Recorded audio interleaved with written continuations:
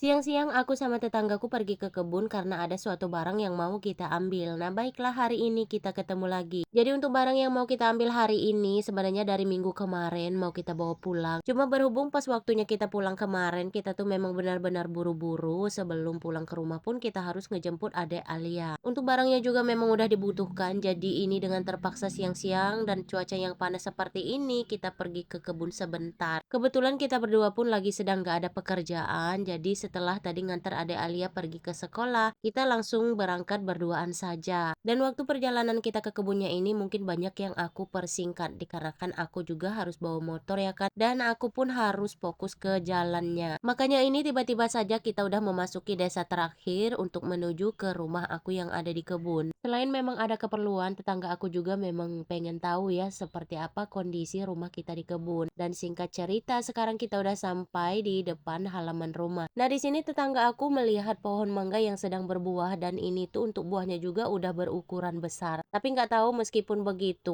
untuk buah mangganya juga meskipun masih di atas pohon, ada sebagian yang sudah pecah mungkin karena pengaruh cuaca juga ya kan. Yang awalnya cuacanya panas tiba-tiba saja beralih ke musim penghujan. Setelah melihat-lihat buah mangganya, kita berdua pun berkunjung ke tetangga kita yang ada di depan rumah. Kebetulan untuk mereka pun lagi ada di rumah dan sepertinya mereka barusan saja selesai makan siang. Karena untuk tetangga aku yang ada di depan rumah ini dulunya beliau ini tinggal berdekatan rumah dengan kita yang ada di kota sana. Sedangkan barang yang mau kita ambil itu pun udah kita siapkan di atas motor. Jadi kalau udah waktunya pulang nanti untuk barang tersebut nggak kelupaan lagi. Dan jujur ya aku tuh paling seneng banget kalau pergi ke kebun seperti ini, apalagi kondisi rumah aku sekarang kan agak sedikit bersih dari sebelum-sebelumnya. Berhubung untuk sekarang-sekarang ini juga aku memang gak terlalu sibuk, meskipun di hari-hari biasa seperti ini Pak suami lagi sibuk dengan pekerjaan, aku bisa pergi ke kebun sendirian dengan tujuan membersihkan rumah dan halaman. Tapi kalau di bulan-bulan kemarin kita tuh memang disibukkan ya, apalagi kalau sesudah lebaran kemarin ada banyak banget tetangga kita yang mengadakan hajatan. Selain itu ada juga beberapa keluarga kita yang mengadakan acara hajatan juga.